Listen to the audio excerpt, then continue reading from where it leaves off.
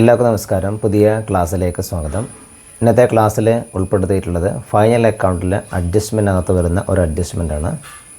ഈ ചാനലിലൂടെ കൊമേഴ്സുമായി ബന്ധപ്പെട്ടുള്ള ക്ലാസ്സുകളാണ് ഷെയർ ചെയ്യുന്നത്. നിങ്ങൾക്കത് ഉപകാരമാവുന്നുണ്ടെങ്കിൽ ചാനൽ സബ്സ്ക്രൈബ് ചെയ്യുകയും അതോടൊപ്പം തന്നെ മറ്റുള്ളവർക്ക് ഷെയർ ചെയ്യുമെന്നും പ്രതീക്ഷിക്കുന്നു. നമുക്ക് ഇന്നത്തെ ഭാഗത്തിലേക്ക് കിടക്കാം.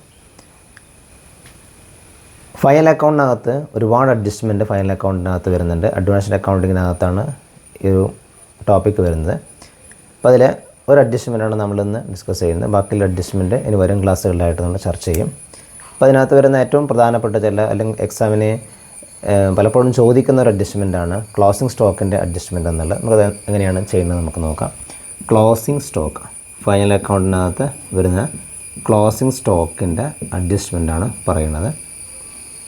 ഈ ക്ലോസിംഗ് സ്റ്റോക്ക് നമുക്ക് കാണാൻ വേണ്ടി സാധിക്കുന്നത് ഒരു ട്രയൽ ബാലൻസ് വന്നിട്ടുണ്ടാകും. ആ ട്രയൽ ബാലൻസിൻ്റെ താഴെ അഡീഷണൽ ഇൻഫോർമേഷൻ എന്ന് പറഞ്ഞിട്ടോ അല്ലെങ്കിൽ അഡ്ജസ്റ്റ്മെൻറ്റ് എന്ന് പറഞ്ഞിട്ടോ ഈ ക്ലോസിംഗ് സ്റ്റോക്കിൻ്റെ എമൗണ്ട് ഉണ്ടാവും. ഇത് യൂണിവേഴ്സിറ്റി എക്സാമിനൊക്കെ ഒരു ക്ലോസിംഗ് സ്റ്റോക്ക് ഇല്ലാത്തൊരു ക്വസ്റ്റ്യൻ ഉണ്ടാവില്ല, ഉറപ്പായിട്ടും ഉണ്ടാകുന്നൊരു ഭാഗമാണ്. ഈ ക്ലോസ് സ്റ്റോക്ക് നമ്മൾ താഴെ ഉണ്ടാവുക ട്രയൽ ബാലൻസിൻ്റെ തന്നിട്ട് അതിൻ്റെ താഴെയാണ് ക്ലോസ് സ്റ്റോക്കിൻ്റെ എമൗണ്ട് ഉണ്ടാവുക. ട്രയൽ ബാലൻസിനകത്ത് ഒരു സ്റ്റോക്ക് ഉണ്ടാവും, അത് ഓപ്പണിംഗ് സ്റ്റോക്കാണ്. ട്രയൽ ബാലൻസിനകത്തുള്ള സ്റ്റോക്ക് എന്ന് പറഞ്ഞാൽ ഓപ്പണിംഗ് സ്റ്റോക്കാണ്. താഴെയുള്ളതാണത് ക്ലോസിംഗ് സ്റ്റോക്ക് എന്നുള്ളത്. ഈ ക്ലോസിംഗ് സ്റ്റോക്കിൻ്റെ ട്രീറ്റ്മെൻറ്റ് എന്നുള്ളത് അത് നമുക്കിതിൻ്റെ അഡ്ജസ്റ്റിംഗ് എൻട്രി എന്താണെന്ന് നോക്കാം. അഡ്ജസ്റ്റിംഗ് എൻട്രി ക്ലോസിംഗ് സ്റ്റോക്കിനകത്ത് വരുന്ന അഡ്ജസ്റ്റിംഗ് എൻട്രി എന്താണെന്ന് നോക്കാം. അഡ്ജസ്റ്റിംഗ് എൻട്രി ഇങ്ങനെയാണ് വരിക. Closing stock account ഡെറ്റ closing stock account ഡെറ്റ to trading account. Closing stock account ഡെറ്റ to trading അക്കൗണ്ടാണ്. അതായത് ട്രേഡിംഗ് അക്കൗണ്ടിൻ്റെ ക്രെഡിറ്റ് ഭാഗത്താണ് ക്ലോസിംഗ് സ്റ്റോക്കിൻ്റെ എമൗണ്ട് എന്നുള്ളത് കാണിക്കുന്നത്. ട്രേഡിംഗ് അക്കൗണ്ടിൻ്റെ ക്രെഡിറ്റ് ഭാഗത്താണ് കാണിക്കുന്നത്. പിന്നെ ഇതിനകത്ത് വരുന്ന ട്രീറ്റ്മെൻറ്റ് എന്ന് പറഞ്ഞാൽ ഇപ്പോൾ പറഞ്ഞ പോലെ എന്താണ് ട്രേഡിംഗ് അക്കൗണ്ടിൻ്റെ ക്രെഡിറ്റ് ഭാഗത്ത് ക്ലോസ് സ്റ്റോക്കിൻ്റെ എമൗണ്ട് കാണിക്കുന്നു. അതുപോലെ തന്നെ ബാലൻസ് ഷീറ്റിനകത്ത് അത് കാണിക്കുന്നുണ്ട്. ബാലൻസ് ഷീറ്റിനകത്ത് അസറ്റ് ഭാഗത്തും ക്ലോസ് സ്റ്റോക്കിൻ്റെ എമൗണ്ട് എന്നുള്ളത് കാണിക്കുന്നു. ബാലൻസ് ഷീറ്റിൻ്റെ അസറ്റ് സൈഡും ക്ലോസിംഗ് സ്റ്റോക്കിൻ്റെ വാല്യൂ എന്നുള്ളത് കാണിക്കണം. നമുക്കൊരു ഐഡിയ ക്ലിയർ ആവുന്നതിന് വേണ്ടിയിട്ട് നമുക്കൊരു ചെറിയൊരു ക്വസ്റ്റ്യൻ നമുക്ക് ചെയ്യാം. ക്ലോസ് സ്റ്റോക്ക് മാത്രം ഉൾപ്പെടുത്തിക്കൊണ്ടുള്ള ക്വസ്റ്റ്യൻ. സാധാരണ ട്രയൽ ബാലൻസിനകത്ത് ഒരുപാട് ഐറ്റംസ് ഉണ്ടാവും. അപ്പോൾ അതിനകത്ത് പർച്ചേസ് അതുപോലെ തന്നെ ഡയറക്റ്റ് എക്സ്പെൻസ് ഒക്കെ മാത്രം ഉൾപ്പെടുത്തിയുള്ള ക്വസ്റ്റ്യനാണ് പറയുന്നത്. അപ്പം ഫോർ എക്സാമ്പിൾ ക്വസ്റ്റ്യൻ എന്താ ഇവിടെ എഴുതുന്നത്,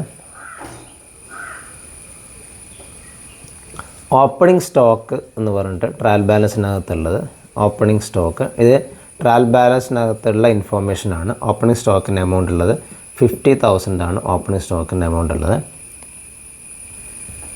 അതുപോലെ തന്നെ പർച്ചേസിൻ്റെ എമൗണ്ട് ഉള്ളത് ട്രയൽ ബാലൻസിനകത്ത് തന്നിട്ടുള്ള പർച്ചേസിൻ്റെ എമൗണ്ട് എന്ന് പറഞ്ഞാൽ 1 lakh rupees എന്ന് പർച്ചേസിൻ്റെ എമൗണ്ട് ഉണ്ട്.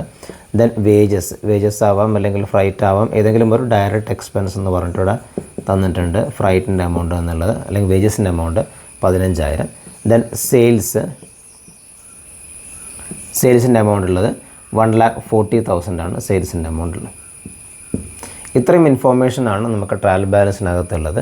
നിങ്ങളോട് കാൽക്കുലേറ്റ് ചെയ്യാൻ പറഞ്ഞിട്ടുള്ളത്. ഇത് അതിനോടൊപ്പം തന്നെ ഇതുമായിട്ട് ബന്ധപ്പെട്ടുകൊണ്ട് ക്ലോസിംഗ് സ്റ്റോക്കിൻ്റെ എമൗണ്ട് കൂടി പറയുന്നുണ്ട്. അതായത് ക്ലോസിംഗ്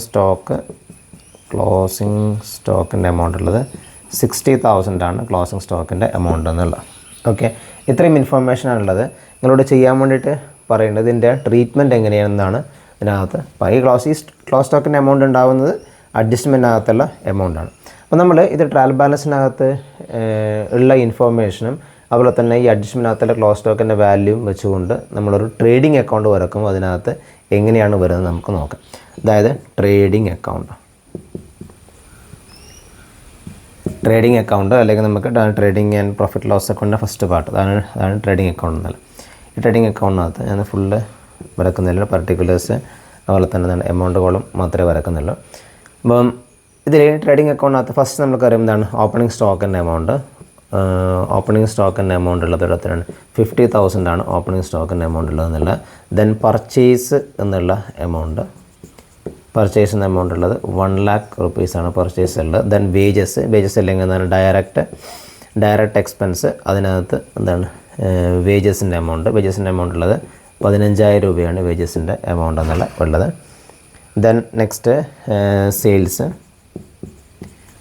സെയിൽസ് ഉള്ളത് 1,40,000 ആണ് സെയിൽസിൻ്റെ എമൗണ്ട് ഉള്ളത്.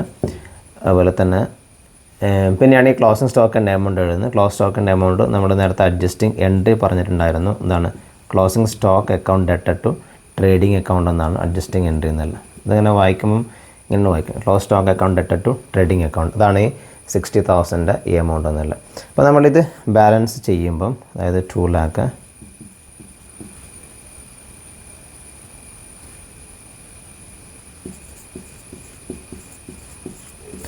lakh എമൗണ്ട് ഇവിടെ ബാലൻസ് ചെയ്യുമ്പോൾ ഈ ബാലൻസ് ചെയ്ത് കിട്ടുന്നത് ഇതാണ് ഗ്രോസ് പ്രോഫിറ്റിൻ്റെ എമൗണ്ട് എന്നുള്ളത്. അതായത് 35,000 ആണ് ഇവിടെയുള്ള ഗ്രോസ് പ്രോഫിറ്റ് എന്നുള്ളത്.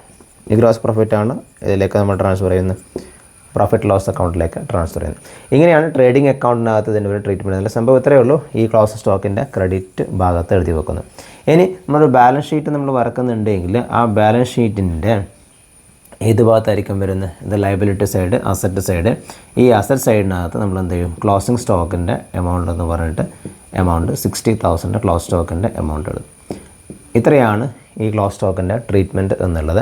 അപ്പോൾ ഇതിനകത്ത് തന്നെ ഇപ്പോൾ ഇവിടെ ഓപ്പണിംഗ് സ്റ്റോക്ക് പർച്ചേസ് ഉണ്ട്, ചിലപ്പോൾ തന്നെ അഡ്ജസ്റ്റഡ് പർച്ചേസ് എന്ന് പറഞ്ഞിട്ട് തരും. അപ്പോൾ അങ്ങനെയാണെങ്കിൽ അതിൻ്റെ ട്രീറ്റ്മെൻറ്റ് കുറച്ച് വ്യത്യാസമുണ്ട്. നമുക്ക് നെക്സ്റ്റ് ക്ലാസ്സിൽ ഡിസ്കസ് ചെയ്യാം. ഈ ഒരു ക്ലാസ്സിനകത്തുള്ള കാര്യങ്ങൾക്ക് എന്തെങ്കിലും ഡൗട്ട് ഉണ്ടെങ്കിൽ നിങ്ങൾക്ക് താഴെ നിന്ന് കമൻറ്റായിട്ട് ചോദിക്കാവുന്നതാണ്. Thank U.